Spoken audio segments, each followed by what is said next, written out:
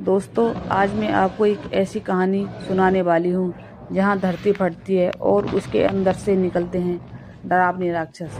क्या इंसानियत बच पाएगी? चलिए शुरू करते हैं रोचक कहानी। धरती अचानक कांप उठती है, लोग घबराकर इधर उधर भागने लगते हैं और तभी जमीन के बीचों बीच एक विशाल दरार फट जाती है।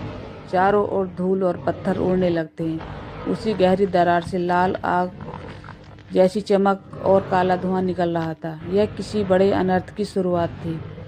धीरे धीरे उस दरार से भयंकर राक्षसी जीव बाहर आने लगे। उनके नुकीले पंजे, बड़े दांत और लाल चमकती आंखें अंधेरे में डर पैदा कर रही थीं। उनके दहाड़ से आसमान कांप उठा। लोग चीखते चिल्लाते हुए अपनी जान बचाने के लिए भागने लगे।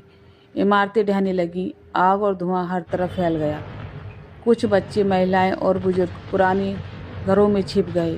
खिड़कियों से बाहर झांकते हुए उनकी आंखों में सिर्फ डर और उम्मीद बची थी। बाहर राक्षसों की चीख और तबाही का दृश्य था।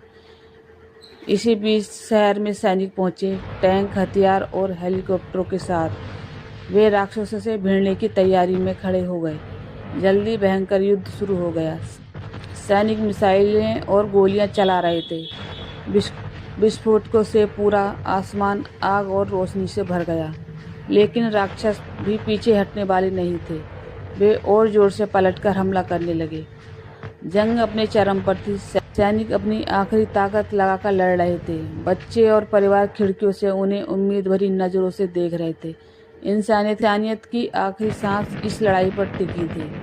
शहर के बीच सबसे बड़ा राक्षस दहाड़ता हुआ खड़ा था।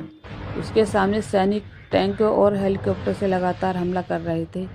गोलियों और बमों की गड़गड़ाहट से धरती हिल उठी। अंत में एक विशाल धमाके के साथ वह राक्षस जमीन पर गिर पड़ा।